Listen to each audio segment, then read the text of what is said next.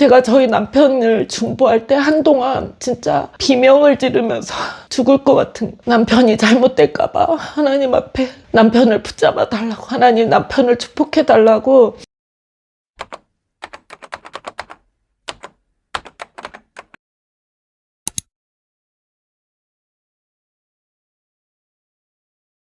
할렐루야. 하나님께서 말씀하셔서 그 열방을 섬기고 그 영혼들을 살리기 위해서 달려나아가는 순종 가운데 축복이 풀어지는 것이 아니라 그 원수가 우리의 기업과 가정을 둘러진치는 그 말씀을 주시고, 또 그 말씀 가운데 하나님께서 함께 하실 것에 대해서 너는 두려워하지 말고 기도하라고 말씀하셔서 부르짖고 기도하는 간증들을 드렸습니다. 공증을 섰기 때문에 이길 거라고 변호사들이 장담해서 시작된 그 재판이 마지막 판결을 두고 있는 그 상황에서 저희 변호사가 저희 남편한테 상대방 변호사랑 만나자는 제의를 합니다. 저희가 하나님을 믿지 않았을 때라면 재판에 이기기 위해서 불법을 행하거나 어떤 그러한 제의를 받아들였겠지만, 이제는 하나님의 사람이고 저희가 정당하게 그 재판을 진행하는 과정이었기 때문에 그것을 거절합니다. 그동안 저희가 하나님의 나라 의를 위해서 정말 충성되게 달려왔기 때문에 당연히 하나님께서 이기게 하실 거라고 믿고 달려왔는데, 그 재판에서 말도 안 되게 너무도 억울하게 저희가 패하고 맙니다. 그날 저희 남편이 밤늦게까지 연락이 안 되는 거예요. 근데 제가 너무도 걱정이 돼서 계속해서 남편한테 전화를 하는데 남편이 연락이 안 되고 늦게까지 집에 들어오지 않아서 제가 이제 회사로 갑니다. 회사로 갔는데 소주 대병이 여러 병이 그 옆에 놓여 있는 거예요. 빈 병이.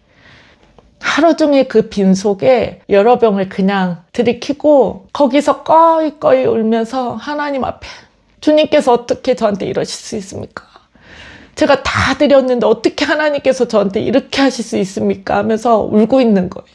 제가 저 자식 다 주님 앞에 내어드렸고 진짜 모든 걸 하나님 앞에 다 내어드렸는데 어떻게 하나님이 저한테 이렇게 수치를, 어떻게 나한테 이렇게 하실 수 있습니까? 하면서 그 바닥에서 떼굴떼굴 구르면서 울고 있는데 저도 가슴이 찢어질 것 같은 거죠.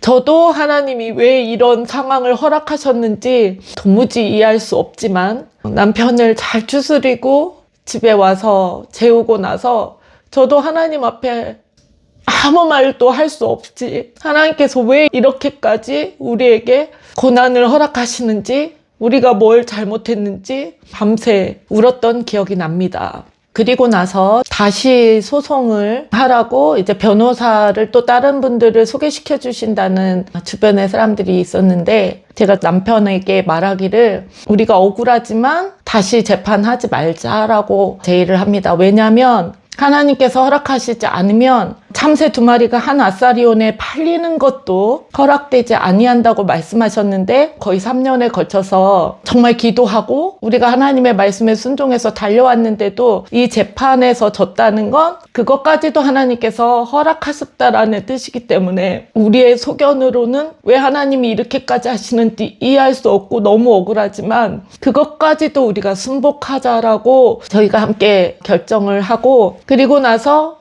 남편을 위해서 중보할 때마다 우리 남편의 그 낙심된 마음, 그리고 그 만신창이가 된 지쳐있는 그것들이 느껴지면서 제가 저희 남편을 중보할 때 한동안 진짜 비명을 지르면서 남편이 잘못될까봐 하나님 앞에 남편을 붙잡아 달라고, 하나님 남편을 축복해 달라고 한없이 울었었던 그런 기억이 납니다.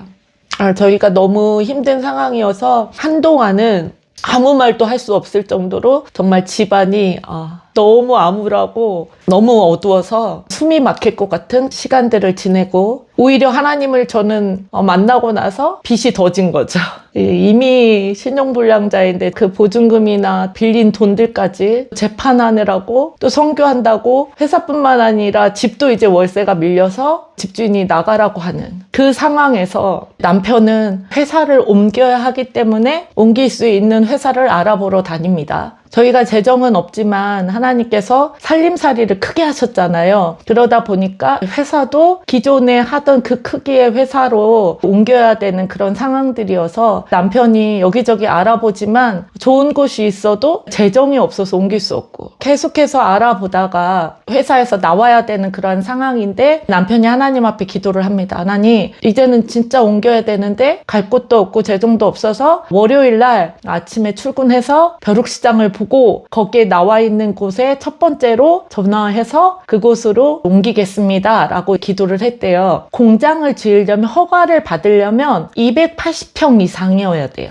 평수가 정해져 있는데 남편이 월요일날 출근을 해서 벼룩시장을 갔다가 딱 폈는데 기존에 있던 그 회사 건너편 셀프 세차장이 임대로 나온 거예요. 그 평수가 280평. 그래서 저희 남편이 바로 전화를 걸었더니 벌써 전화 왔네? 이러더라는 거예요. 그러면서 저희 남편이 문의하니까 임대 내놓고 첫 번째로 전화가 왔다라고 그쪽에서 얘기하는 걸 듣고 하나님께서 인도하셨다라는 확신을 가지고 계약을 합니다. 할렐루야.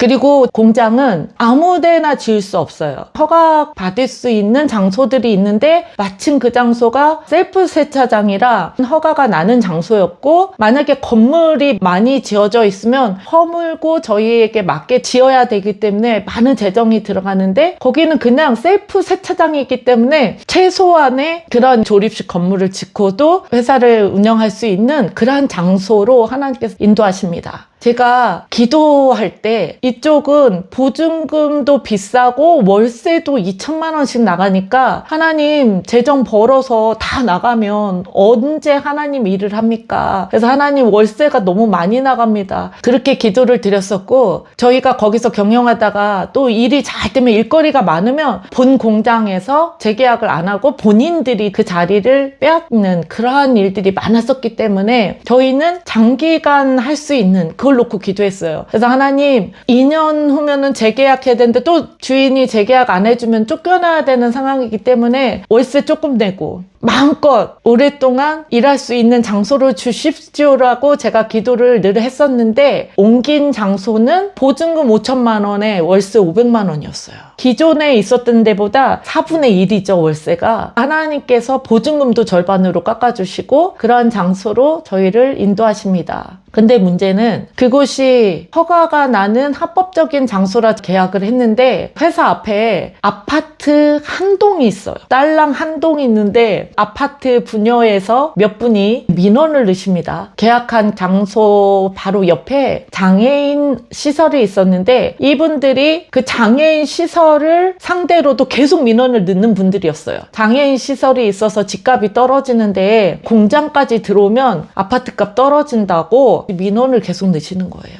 그래서 저희가 허가를 못 받고 1년이라는 시간을 월세는 매달 나가야 되는 상황인데 정말 눈물로 기도하는 그러한 시간을 갖습니다. 목사님이나 주변의 사람들이 교회 열심히 섬기면 되지 왜 저러고 다녀 권위에 순종하라고 얘기하고 이럴 때도 하나님께서 저는 말씀하셔서 제가 선교를 다녔던 거고 제가 재정이 있었던 것도 아니고 제가 정말 용맹스러운 사람도 아니고 저는 하나님 앞에 어떻게 해서든지 순종하기 위해서 하나님 말씀하시는 그 말씀을 쫓아서 왔는데 세상 사람들이 보기엔 교회 안에서 보기에도 저는 망한 사람이고 그리고 주변에서 만약에 하나님이 말씀하신 거면 왜 축복 안 하셔? 네가 왜 그러면 망했어? 왜 그 재판에서 졌어? 이런 시선과 수군거림 때문에 교회에 나가기조차 힘든 그런 상황이고 그래도 교회를 안 나갈 수 없기 때문에 가서 또 섬기고 예배하고 하는데 저도 이해가 안 되는 거죠. 하나님께서 왜 내가 순종 안 한 것도 아닌데 하나님 말씀하시면 정말 죽을 것 같은데도 믿음으로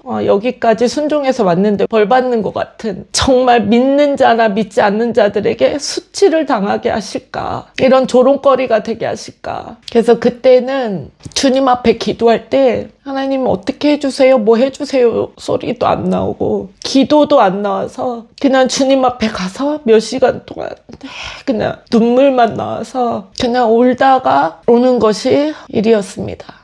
집도 보증금, 월세 다 까먹고 전기세, 수도세 다 끊기는 상황에서 이제 나와야 되는데, 그때 같이 선교단체 섬기시던 다른 교회 집사님께서 그 보증금을 빌려주셔서 이사를 가게 되는데, 대전에서 제가 살던 곳은 대전에서 가장 번화가인 동네에서 살았기 때문에 가장 싼 동네를 찾다 보니까 대전에서도 이제 가장 변두리 쪽, 가장 가난한 동네 지역으로 이사를 가게 됩니다. 약간 변두리 시골 같아서 제가 있던 데보다 훨씬 싼 거예요. 그래서 방 2개, 거실 있는 빌라로 이사를 하게 됩니다. 그 동네에 갔다가 굉장히 충격이었던 게, 저는 대전에서 태어나서 대전에서만 살았는데 항상 그 중심가에서 살아서 이사 간 곳은 대전이 아니고 완전 시골 같은 동네고, 편의점도 하나도 없어서 저녁 9시 되면 모든 가게가 문을 닫고 동네가 캄캄한 시골이었습니다. 그래서 마음이 되게 우울했어요. 제가 하나님 믿고, 하나님께서 내가 너에게 기업을 줄 것이고,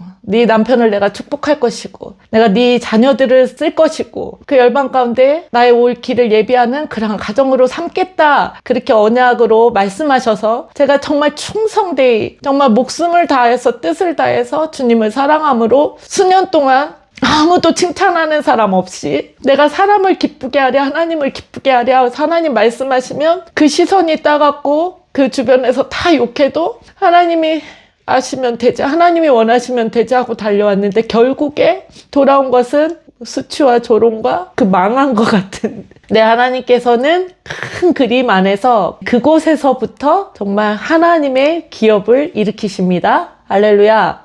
그러나 저희의 그 작은 소견으로 하나님의 그 큰 그림과 하나님의 그 크신 뜻을 알지 못하는 저희는 그때 정말 죽을 것 같이 힘들고, 정말 하나님 앞에 서운하고, 지금 돌이켜보면 정말 믿음이 없었음을 고백합니다. 그래도 너무 감사하게 아이들은 하나님께서 대안학교에 보내주셔서 기숙사 생활하고 주말에만 집에 오니까 학교에서 아이들은 하나님께서 따로 키우시고, 저랑 남편은 하나님 앞에 온전히 엎드려서 기도하면서 그런 시간들을 갖게 하십니다. 근데 문제는 할렐루야, 네, 문제가 끊이지 않습니다.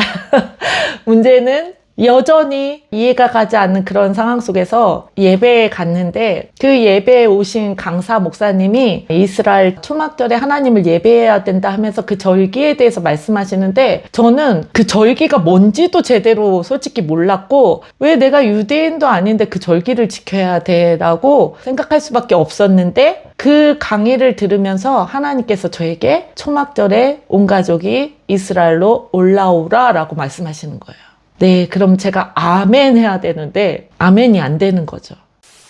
이스라엘에 절기를 지키기 위해서 간다? 이거는 제가 내가 미쳤나? 내가 정말 제정신이 아닌가?